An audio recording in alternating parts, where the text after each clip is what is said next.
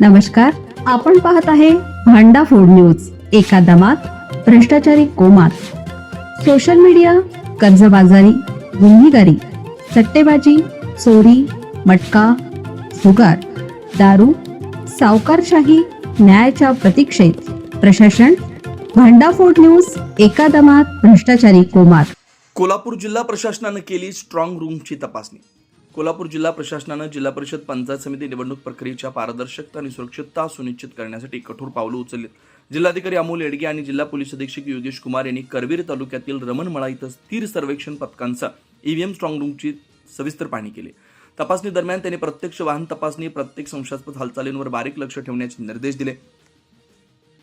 यावेळी अतिरिक्त पोलीस अधीक्षक धीरज कुमार, परिवीक्षाधीन पोलीस अधीक्षक आरंक्षा यादव, निवडणूक निर्णय अधिकारी मोसमी चौगुले, सहाय्यक निवडणूक निर्णय अधिकारी स्वप्नील पवार आणि तेजस्विनी पाटील यासह इतर अधिकारी उपस्थित होते.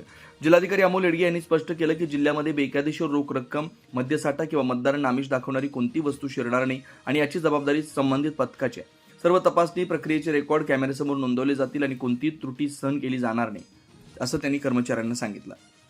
त्यांनी रमणमळा येथील ईव्हीएम स्ट्रॉंग रूमची त्रिस्तरीय सुरक्षा, बाहेर तैनात सशस्त्र दल, सीसीटीव्ही कव्हरेज, लॉगबुक नोंदी यांची बारकाईने पाहणी केली.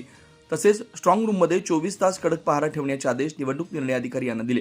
पावसाळा किंवा इतर नैसर्गिक आपत्ती लक्षात घेऊन ओलावा नियंत्रण व अग्निशमन यंत्रणा सज्ज ठेवण्याचे निर्देश संबंधित विभागांना दिले.